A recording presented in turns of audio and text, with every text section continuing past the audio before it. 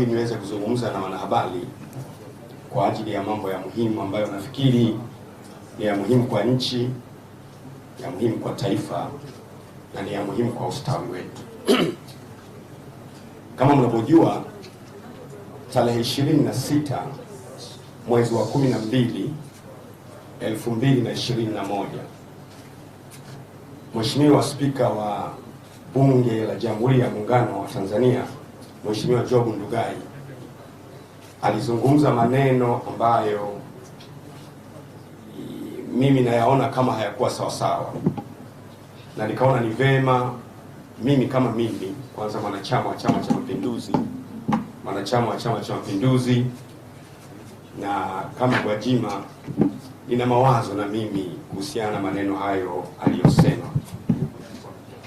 Kwanza, kwenye maneno aliyosema hiyo tarehe 26 mwezi wa 12, sijui alikuwa wapi, lakini hasa content ya maneno ilikuwa hivi.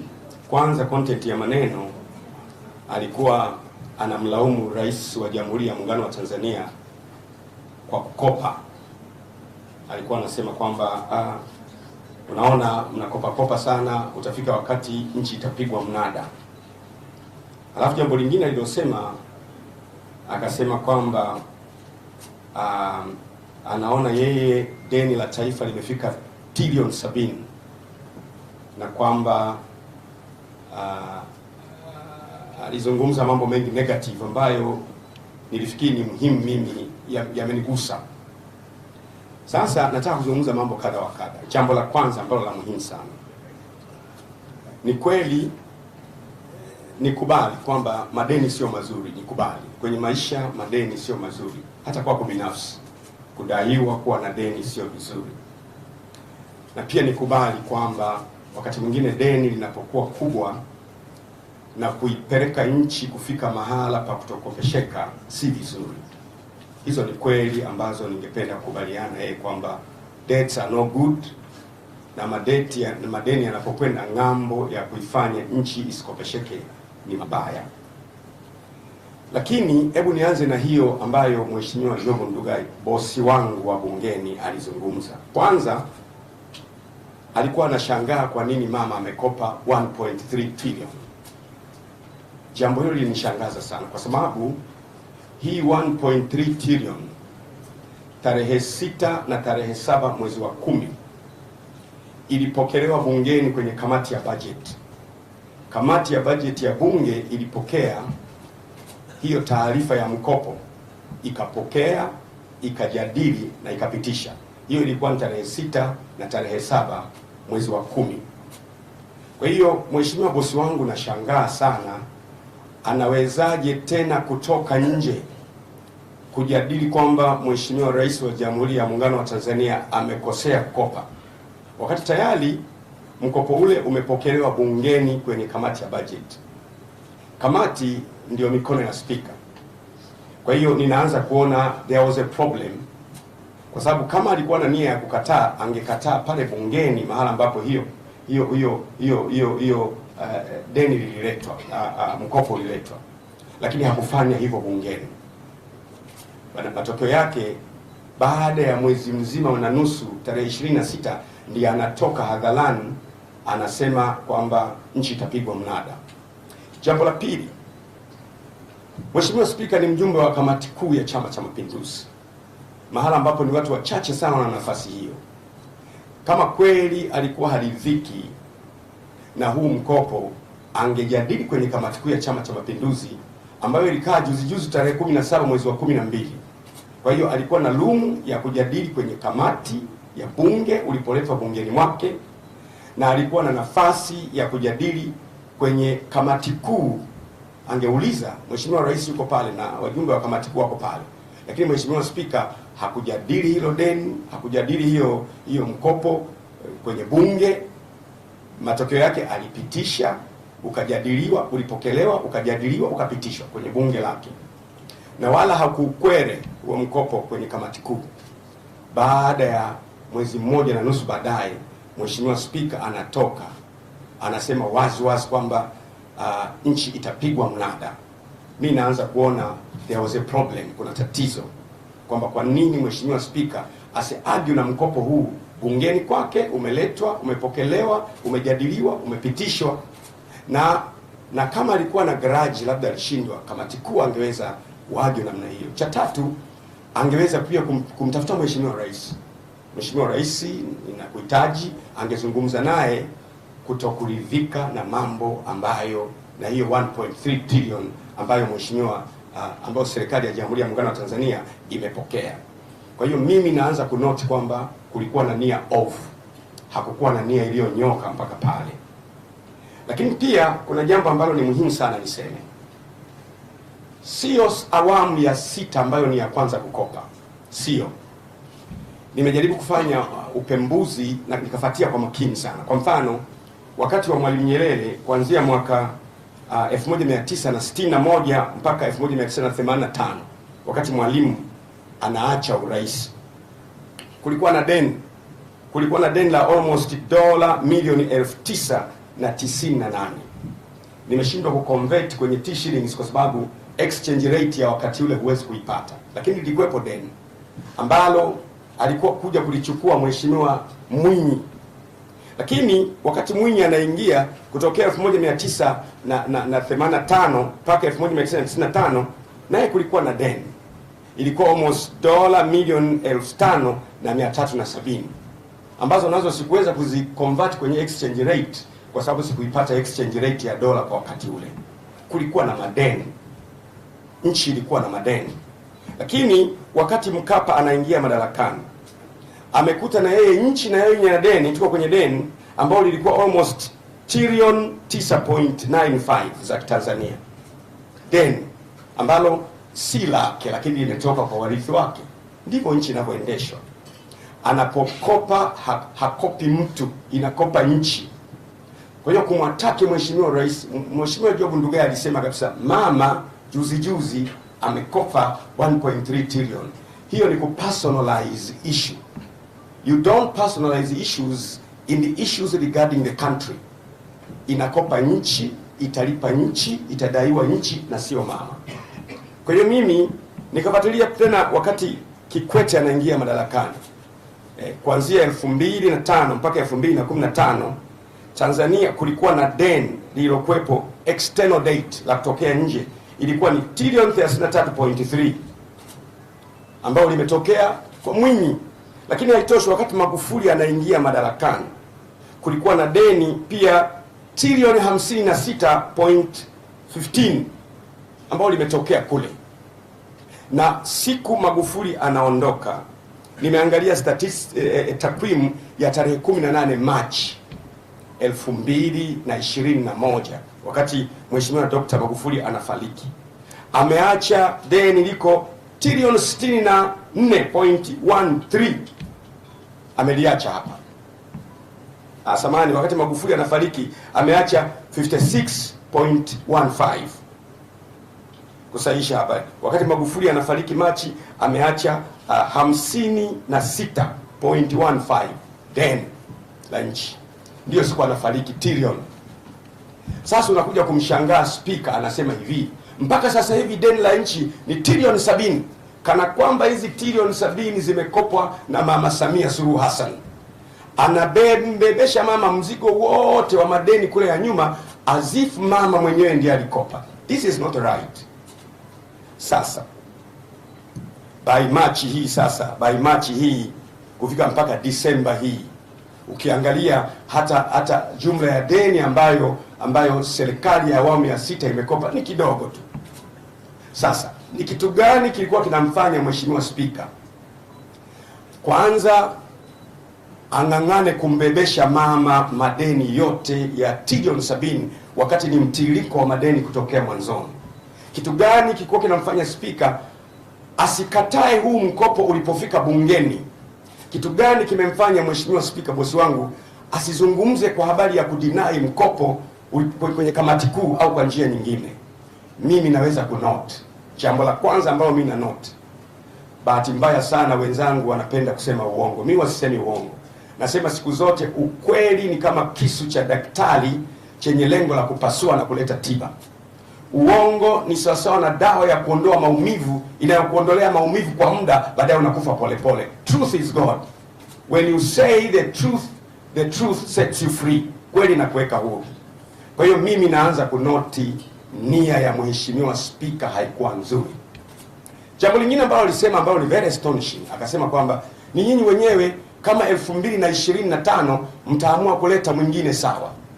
Anawezaje mkuu wa muhimili kama spika na mwanachama wa Chama cha Mapinduzi kusema 2025 mlete mwingine, wakati anajua mira ya Chama cha Mapinduzi, rais akipitishwa na Chama cha Mapinduzi kuwa mgombea huwa tunafanya miaka 5. Spika anawezaje kusema hivyo? Inanipa picha kwamba spika anaweza kuwa na mtu wake, spika anaweza kuwa na anachowaza.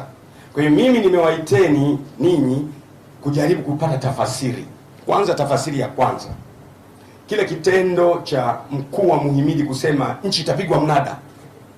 Ni nchi gani kwenye nchi zilizokopa imewahi kupigwa mnada? Hicho kitu hakipo. Kwa hiyo hilo jambo kwanza ni la kugombanisha mheshimiwa rais na wananchi, kwa sababu wananchi wataona rais huyu tuliye naye anakopa mpaka ipo siku tutapigwa mnada. Mnada maana yake ni kwamba Dodoma shingapi, Mwanza shingapi. Wamekuja wa China na wa Korea na wa Japani na wa Amerika wanauliza Mbeya shingapi. Wananchi wanachonganishwa ili wamchukie rais wao, kwamba rais wao anakopa mpaka kiasi kwamba siku moja nchi itapigwa mnada. This is not acceptable. Bahati nzuri mimi huwa siogopi sura ya mtu. Mtu anaweza kusema imekuwaje Askofu Gwajima unatoka leo unamtetea Mama Samia Suluhu Hassan. Mimi siogopi. Hata wakati wa Magufuli, unakumbuka kipindi cha Bashite wakati ananionea mimi rais alikuwa Magufuli, niliwatundika mpaka wakarudi nyuma, mpaka wakaacha walichokuwa wanafanya. Mimi I like truth. Truth is God. Sipendi kuonewa na sipendi kumwona mtu yeyote anaonewa katika uso wa nchi. Kwa hiyo kwa hili nasema si sawa sawa Mheshimiwa Spika alipofanya. Jambo lingine ambalo naliona ni kuonyesha kwamba deni la nchi limesababishwa na Mama Samia na kumfanya Mama Samia adhoofu. Ile bidii yake ya kutafuta fedha kushoto, kulia, magharibi, wapi itadhoofika, alafu atashindwa kuisaidia nchi. Kwa hiyo ni nia ovu. Na mimi kwa sababu ya nimedigest na nikafikiri kwamba kwa maneno haya na kwa usemi huu haijawahi kutokea mkuu wa muhimili akatoka wazi point blank anampinga rais wake na mwenyekiti wake wa chama. Ndugu zangu, ieleweke, kwa mujibu wa katiba ya Jamhuri ya Muungano wa Tanzania, spika sio lazima awe mwanachama wa Chama cha Mapinduzi. Mtu yoyote anaweza kuomba kama na sifa ya kuwa spika akawa spika bila kuwa na chama. Lakini spika wetu wa sasa Job Ndugai ameingia kwa Chama cha Mapinduzi, kwa ni mwanachama wa Chama cha Mapinduzi. Kwa hiyo alipokuwa anapiga anampiga mwenyekiti wake, alipokuwa anapiga anampiga rais wake na mwenyekiti wake wa chama na chama ambacho kimeunda serikali. Kwa hiyo mimi nawaza there's a fishy story. Mwanzoni alipozungumza mimi niona kama hoja vile, niliona kama ni hoja, kwa sababu alikuwa anazungumza kwa nguvu vibrant. Nikamtumia na message nikamwambia this is Ndugai I know, kwamba Ndugai nayemjua ndio anasemaga. Nikamtumia this is Ndugai I know. Akaniambia mtani, naumwa, nimechanja lakini mimi naumwa. Nikamwambia mtani, hautakufa mpaka tumalize safari, maana yake tufike 2025. Unanielewa Baada amesema maneno hayo tarehe 26 mwezi wa 12, tarehe 8 baada ya siku 9 baadaye anatoka tena kusema nimekosa mimi, nimekosa sana, Mungu nisamehe, Watanzania mnisamehe. Come on, what kind of a person? Ni mkuu wa muhimili wa namna gani anaweza kusema jambo A mbele ya Tanzania yote alafu baada ya siku 9 akalibadilisha? Je, tutamwaminije kwamba kuna mambo mengine atayabadilisha yawe kitu kingine na tutapata hasara kiasi gani? Kwa hiyo mimi namshauri yeye, natumia wanahabari kumshauri yeye, namshauri bosi wangu kwa unyenyekevu kabisa, hali ni mbaya, kwa sababu tayari kuna wanachama wa Chama cha Mapinduzi bungeni ambao tutaambatana mwenyekiti wetu Mama Samia Suluhu Hassan, kwa sababu ndio mwenyekiti wetu. kwa sababu spika ni kaka yetu, kwa maana kwamba ni mwanachama wa Chama cha Mapinduzi kama sisi, na amechaguliwa na Bunge la Jamhuri la Muungano wa Tanzania kuwa spika. Kwa hiyo wabunge wataambatana na mama, atajikuta kwenye bunge pale anapwaya na nchi itapwaya, na tutagawanyika makundi mawili. Na mshauri Mheshimiwa Spika Job Ndugai ajiuzuru na awaachie Watanzania wengine watakaomsapoti mama kuifanya hii kazi barabara, na ili mama ng'ae na nchi ng'ae, na twende kule ambako tunatakiwa. Kwa hiyo ndio sababu nimewaita wanahabari, kwamba ni ushauri wangu. Hii mambo ya kusema nimekosa mimi, nimekosa sana, nimekosa mimi, Mungu nisamehe na Watanzania nisamehe, tutasema mpaka mara ngapi? Kama umekubali umekosa, basi jiuzuru, kwa sababu umekosa. Kwa hiyo mimi lengo langu ni kutaka kumsaidia mama. Sikizeni niwaambie, mkopo aliopata mama 1.3 trillion ni wa masharti nafuu kuliko mikopo tuliyowahi kupata. Na spika alikuwa anajua tangu mkopo unaingia bungeni. Spika alikuwa anajua, si mjumbe wa kamati kuu. Spika angempigia, spika angemtafuta. Kile kitendo cha spika kuzungumza mbele ya watu kulikuwa na kitu. Na anaposema kwamba jamani 2025 mtaweka mnayetaka, spika na mtu, kwani spika na mtu anayetaka kumweka, kwa nini kusema hivyo? Kwa hiyo mimi nataka kusema kwa ufupi, kweli ina gharama zake, and any truthful person would like to pay for the cost of truth. Kweli zina gharama zake. Ni bosi wangu, nitamkuta bungeni, lakini namshauri ajiuzuru ili nchi iwe stable na apatikane mtu mwingine ambaye anaweza kusaidiana na Mama Samia Suluhu Hassan, ambaye mpaka sasa hivi anafanya vizuri kuiongoza nchi na kuipigisha hatua. Asanteni sana waandishi wa habari na Mungu awabariki. Nataka niruhusu maswali 10. Swali bovu litapata jibu bovu. Swali la akili litapata jibu la akili. Namkumbuka profesa wangu mmoja aliniambia, on every dubious question must attract a dubious answer. Kwamba swali la kipumbavu litaleta jibu la kipumbavu, na swali la kisomi litaleta jibu la kisomi. Simaanishi na kutisha kuogopa na kutisha kuuliza swali, lakini naruhusu maswali 10 itajibu instantly, baadaye nitawaruhusu muondoke. Karibu, tunasema wewe ni unatokea wapi na swali lako ni lipi? Kama hakuna swali, ndiyo, karibu.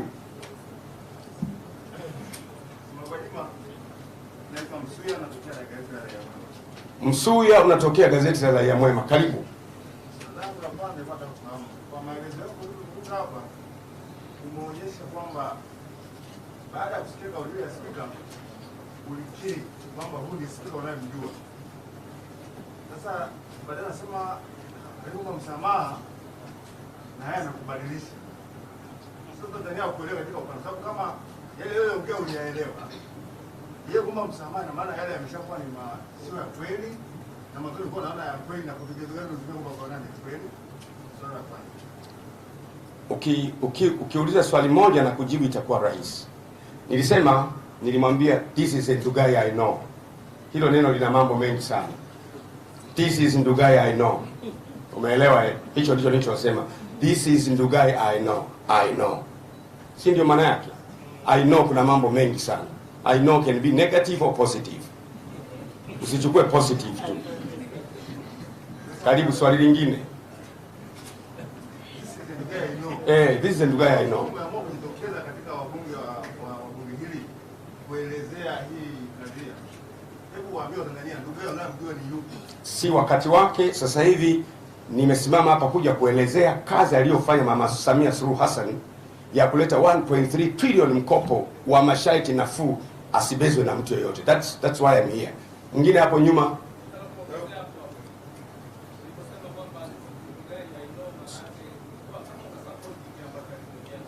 Wewe ndio umesema, lakini mimi nilisema this is Ndugai I know.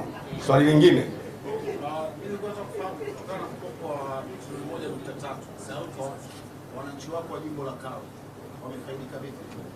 Huyu mtu ameuliza swali material sana. Amesema kutokana na mkopo wa 1.3 trillion wananchi wa Kawe wamenufaikaje? Kwanza mimi nilifurahi distribution ya mama. Mkopo ule serikali ilisuggest namna ya mgawano, na namna ya mgawano ule ukapelekwa kwenye kamati ya bajeti ya bunge. Kamati ya bajeti ya bunge ikajadili na ikapitisha huo mgawanyo. It was very smart. It is for the first time that we took the money and the distribution was very smart. Na kingine, mama alivyotafasiri mkopo ametafasiri vizuri. Anasema kama ni mkopo wa COVID, basi tujenge mashule, kuwe na madarasa mengi, ili ikitokea social distancing, wanafunzi wakiwa na madarasa mengi wanaweza kupata social distancing. Cha pili, tujenge mahospitali ili panapotokea COVID watu watibiwe.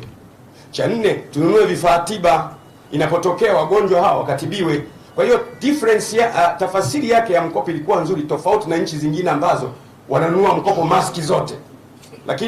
Lakini this person, kwa maana ya rais, tafasiri yake ya mkopo uende wapi imeleta mantiki sana kwa mkopo na kwa watu. Kwa hiyo Kawe tumejenga mashule, madarasa ya kutosha, mengi hujawahi kuona kuliko wakati wowote.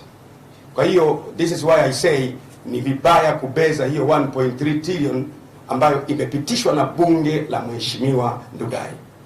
Mtu wa tano. Mimi naitwa Alfa Wao, natokea TBC. Naitwa Alfa Wao, natokea TBC. Alfa Wao, natokea TBC. Karibu swali. Kwa kuwa Mheshimiwa Job Ndugai ameomba msamaha na nyinyi viongozi wa dini mmekuwa mkihubiria juu ya msamaha, huoni ni nafasi yako kumwombea pia msamaha na akasamehewa? Swali lako ni kwamba kwa kuwa Job Ndugai ameomba msamaha na mimi ni kiongozi wa dini ambaye msamaha ndiko unaishi, kwa nini sasa si wajibu wangu kumwombea msamaha Job Ndugai? Nataka nikufundishe kanuni ya msamaha. Ukimsamehe mtu sio lazima muwe wote tena. Mnaweza kusameheana na mkasema tumesameheana ili tusiumizane, tusiwe pamoja. Na hiyo ndio na shauri. Msamaha ule umepokelewa na hisi, lakini na mshauri asiwe pamoja na Mama Samia Suluhu Hassan. Swali la 8. La 6. Bado 6 tu, sawa. Hata ukisema la pili, mimi najibu yote. Ndio la 6 kaka. Unatokea Macho Media Online TV. Karibu. Macho Media. Macho Media Online TV. Karibu swali. Swali langu kwamba nilikuwa nataka nijue kuna uhusiano wote katika kazi yako ya utumishi na kile kinachoendelea, kwa sababu na wewe pia ulipewa suspension kufika kule bungeni. Kwanza ni noti. Hakuna uhusiano kati ya mimi kuzuiwa kwenda bungeni na Job Ndugai kumsemesha Mheshimiwa Rais asiyofaa, kwa sababu mimi sijamtuma. Unaelewa eh? Hakuna uhusiano. You cannot connect the two. Kwa hiyo it is not related. Mwingine wa 7 sasa. Wa 7 pale ndio. Swali langu lingine ni kwamba haya yote yanayosemekana nyuma ya pazia, habari ambazo ziko chini, ndio kulikuwa kuna kitu kinaitwa Sukumaga na wewe kusema ni mmoja wapo wa hiyo kampeni ya kumharibia rais 2025. Labda unaweza kusikia gani namna gani unahusika na hiyo kampeni kama mgeni hapo usisi? Ameuliza kwamba kulikuwa na Sukuma Gang ambayo kazi yake ni kumharibia Mheshimiwa Samia Suluhu Hassan, na unaniambia kwamba na wewe unasemwa ndio kiongozi wa Sukuma Gang. Sasa ndio nina prove sasa kwamba mimi sio kiongozi wa Sukuma Gang. Ndio maana namtetea Mheshimiwa Rais. Nimekuthibitishia sasa. Mwingine wa 9. Ongea kwa sauti brother.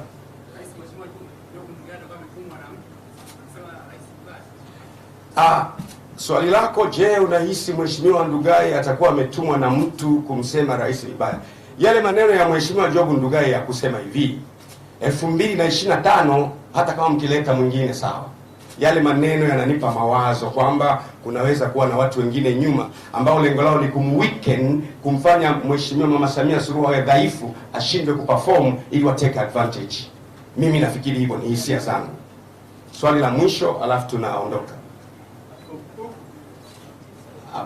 Sasa naitwa Peter Edson, natoka Mwananchi. Peter Edson kutoka Mwananchi, karibu. Naomba kufahamu kwa sasa katika ulimwengu wa roho unamuonaje Mama Samia? Lakini pili, Rais Ndugai asipojiuzuru, wewe utafanya nini? Swali la ndugu yangu kutoka Mwananchi, katika ulimwengu wa roho na muonaje Mama Samia? Siko kwenye ulimwengu wa roho leo. Leo niko kwenye ulimwengu wa wanahabari. Ninamuona kama mama aliye perform vizuri na anataka kuhujumiwa na baadhi ya wanachama wa Chama cha Mapinduzi. Swali lingine, Jogo asipojiuzuru, haiko kwenye mamlaka yangu. Mamlaka yangu mimi ni kwamba nashauri, kumekuwa na ukungu mkubwa, it is too foggy. Akienda bungeni, sisi wabunge tutashangaa, umemsema vibaya mwenyekiti wetu. Wabunge watagawanyika, watakuwa wanamzodoa, na ili amalize kwa heshima bila fedheha. Hii ndiyo window opportunity Mungu kamfungulia. Nawashukuru sana wanahabari, karibuni tena siku ya jambo lingine. Asanteni sana.